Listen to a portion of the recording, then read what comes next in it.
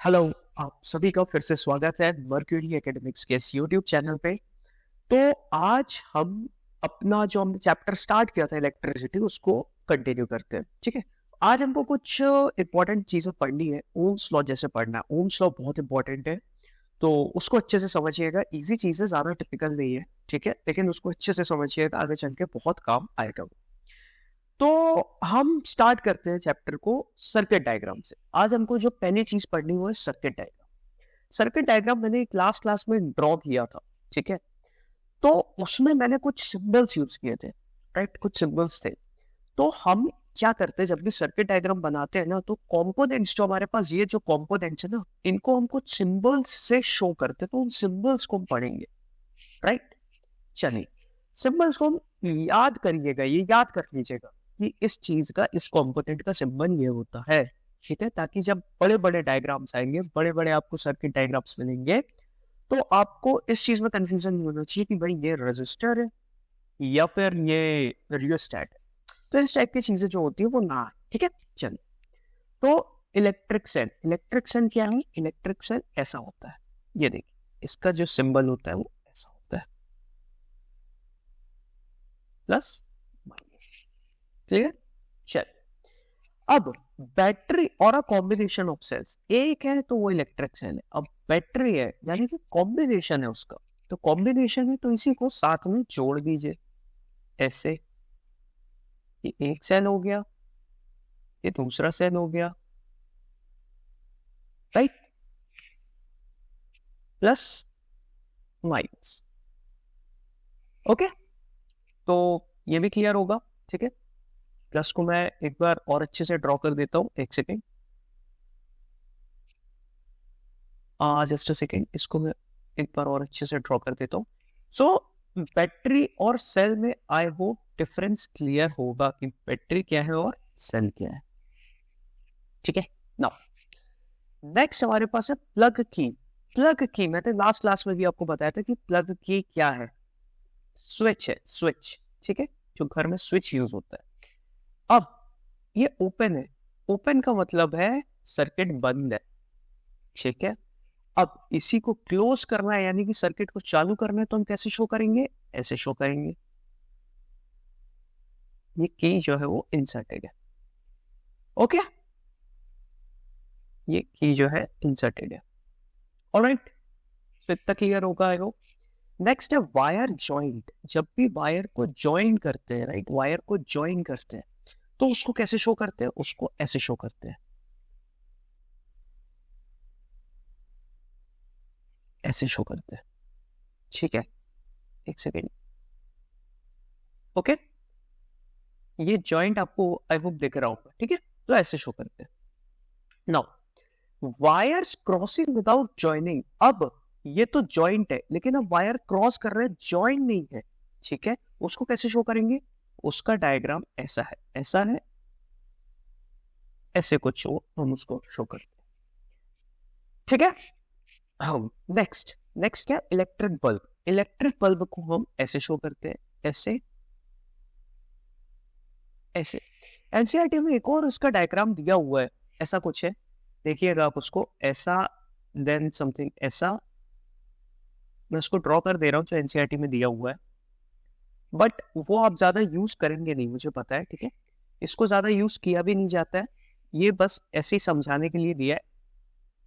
मैं आपको ड्रॉ करके बता देता हूँ, ऐसा कुछ है वो, और ऐसे उन्होंने बल्ब टाइप का बताया हुआ है, ठीक है।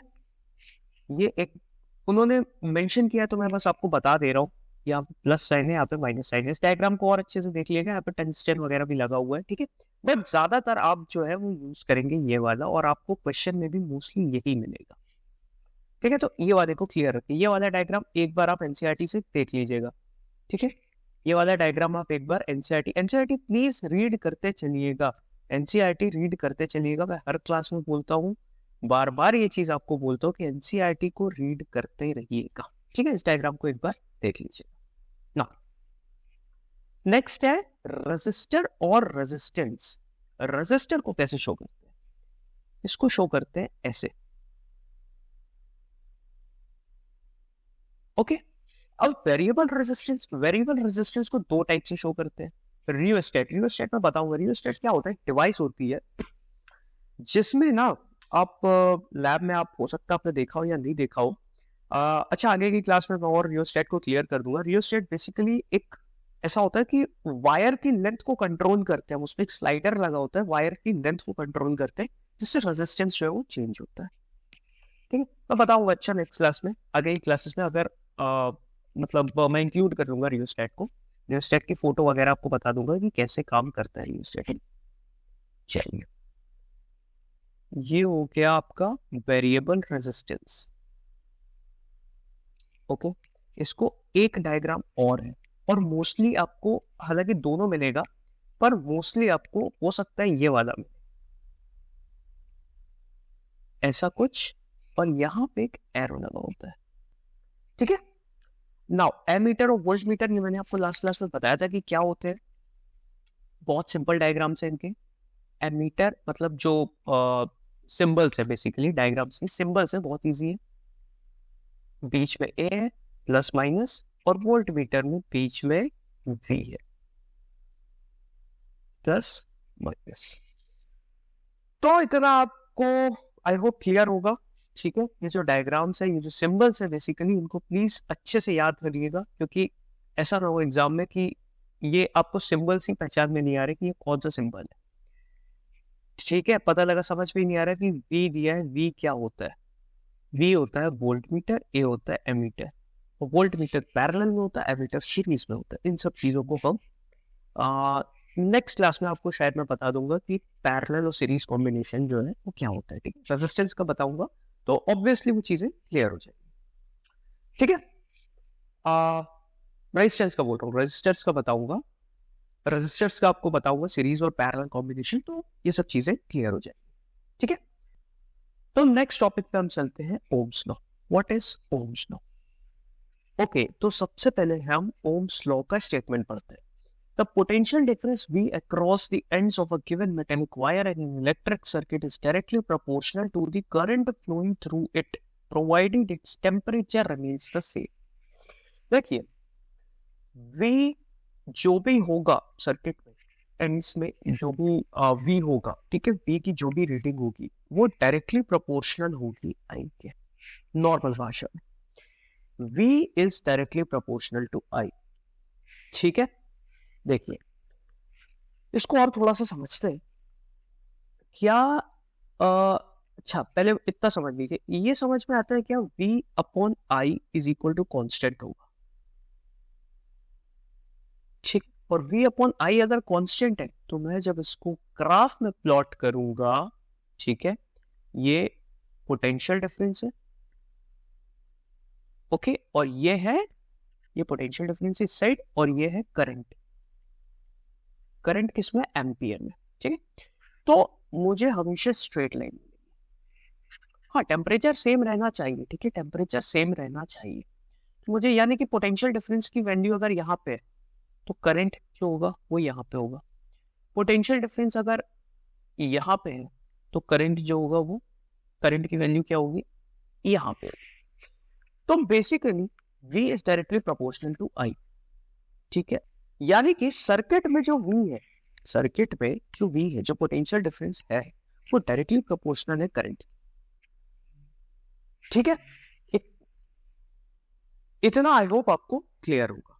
नाउ अब V अपॉन I अगर कांस्टेंट है तो उस कांस्टेंट को नाम दिया गया है R, और यही है रेजिस्टेंस जिसकी SI यूनिट है ओम। ठीक है, यही है रेजिस्टेंस जिसकी SI यूनिट है ओम, यानी कि V is equal to I। ये हमारे पास आ गया formula, V is equal to I। तो आई होप इतनी चीजें समझ में आ गई होंगी। ठीक है, अब एक चीज और समझते हैं हम। देखिए, तीन टाइप के मटेरियल है। पहला है कंडक्टर। ठीक है, दूसरा है सेमी कंडक्टर। ठीक है, और तीसरा है इंसुलेटर। कंडक्टर जो होता है, देखिए कंडक्टर जो होता है इसका रेजिस्टेंस सबसे कम होता है। रेजिस्टेंस का बेसिकली मतलब क्या है? करंट के फ्लो में रुकावट पैदा करना। जो रुकावट है ना, करंट फ्लो हो रहा है, ठीक है, जो इलेक्ट्रॉन्स है वो ट्रेवल कर रहे हैं, उनके पाथ में रुकावट इज कॉल्ड रेजिस्टेंस। रुकावट डालना, वही है रेजिस्टेंस। तो कंडक्टर का रेजिस्टेंस सबसे कम होता है, सेमी कंडक्टर का, अच्छा तो ऐसे समझिए, कंडक्टर का सबसे कम होता है, इंसुलेटर का सबसे ज्यादा होता है, क्योंकि इंसुलेटर का रेजिस्टेंस सबसे ज्यादा है, तभी तो जो इलेक्ट्रॉन्स है वो फ्लो नहीं हो पा रहे, सबसे ज्यादा रुकावट। सेमी कंडक्टर का इन दोनों के बीच में होता है, सेमी कंडक्टर का रेजिस्टेंस इन दोनों के बीच में होता है। ऐसे समझिए, अच्छा ऐसे समझिए, अगर मैं ऐसे बोलूं V upon I is equal to R, तो क्या आपको ये समझ में आता है कि पोटेंशियल डिफरेंस अगर सेम है, कांस्टेंट है, तो R और I आपस में inversely proportional, R is inversely proportional to I, ठीक है। यानी कि अगर करंट ज्यादा है तो रेजिस्टेंस कम है, रेजिस्टेंस कम है सबसे ज्यादा, करंट सबसे ज्यादा फ्लो होता है, रेजिस्टेंस सबसे ज्यादा है, करंट सबसे कम फ्लो होता है, और ये तो इन दोनों के बीच में इनकी वैल्यू लाई करती है। तो आई होप ये चीजें समझ में आई होंगी, ओम्स लॉ के बारे में चीजें समझ में आई होंगी, ठीक है। नाउ अब वही चीज एक बार मैं और आपको वही चीज बताता हूँ जो मैंने लास्ट क्लास में बताया था, ठीक है, 1 1 करके जो हम करते हैं कि 1 ओम की क्या वैल्यू है भाई, जब 1 पोटेंशियल डिफरेंस 1 वोल्ट है, करंट 1 एम्पियर है, ठीक है, 1 एम्पियर ऑफ करंट है, और जो पोटेंशियल डिफरेंस है वो 1 वोल्ट है, तो जो रेजिस्टेंस होगा वो 1 ओम होगा, सीधी बात है। तो आई होप इतनी चीजें समझ में आ गई होंगी। अब एक टॉपिक और हमको पढ़ना है कि रेजिस्टेंस जो होता है कंडक्टर का ना, वो किन किन फैक्टर पे डिपेंड करता है, किन किन फैक्टर पे डिपेंड करता है। देखिए, जो रेजिस्टेंस होता है, इतना तो समझ में आ गया कि टेम्परेचर पे डिपेंड करता है, टेम्परेचर पे रेजिस्टेंस डिपेंड करता है। रेजिस्टेंस रुकावट, ठीक है, जो इलेक्ट्रॉन्स का फ्लो है, इलेक्ट्रॉन जो फ्लो हो रहे हैं उनमें रुकावट है। तो सबसे पहली चीज, जो वायर की लेंथ, चलिए ये एक वायर है, इसकी लेंथ है मान लीजिए L, ओके, तो जो R है वो L पे कैसे डिपेंड करेगा, इसका रेजिस्टेंस खुद सोचिए, इसका जो रेजिस्टेंस है वो लेंथ पे कैसे डिपेंड करेगा भाई, जितनी ज्यादा लेंथ होगी वायर की, इलेक्ट्रॉन्स को उतना ट्रेवल करना पड़ेगा, यानी कि लेंथ जितनी ज्यादा रेजिस्टेंस उतना ज्यादा, तो R is directly proportional to L। बिल्कुल बच्चों टाइप का मैं समझा रहा हूं आपको, प्लीज समझने की कोशिश करिएगा, ठीक है। अब एरिया ऑफ क्रॉस सेक्शन, यानी कि ये एरिया, खुद सोचिए, एरिया जितना ज्यादा होगा, जितना ज्यादा होगा इलेक्ट्रॉन्स उतनी आसानी से ट्रैवल कर पाएंगे, एरिया जितना कम होगा इलेक्ट्रॉन्स उतनी, मतलब उतनी डिफिकल्टी होगी इलेक्ट्रॉन्स को ट्रैवल करने में। यानी कि एरिया बहुत बड़ा है, अगर एरिया बहुत बड़ा है, वायर का जो क्रॉस सेक्शन है वो बहुत बड़ा है, तो इलेक्ट्रॉन्स बहुत इजीली ट्रैवल कर रहे हैं, करंट ज्यादा फ्लो करेगा, यानी कि एरिया जितना बड़ा होगा करंट उतना ज्यादा होगा, यानी रेजिस्टेंस उतना ही कम, यानी resistance is inversely proportional to area of cross section. समझ में आती है ये चीज? आई होप समझ में आई होगी, ठीक है। तो अगर मैं दोनों को कंबाइन करता हूँ, इन ये एक इक्वेशन, ये एक इक्वेशन, इसको कंबाइन करता हूँ अगर, ठीक है, ये R is directly proportional to L,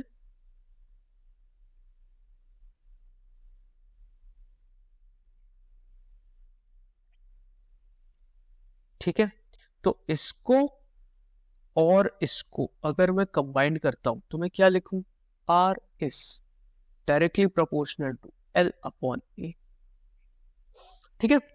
अब अगर मैं प्रोपोर्शनैलिटी का साइन हटाऊंगा तो मुझे मिलेगा रो L by A। रो क्या है? Constant of proportionality, constant of proportionality, जो कि इस बेसिकली रेजिस्टिविटी है, ठीक है, इसको रेजिस्टिविटी बोलते हैं।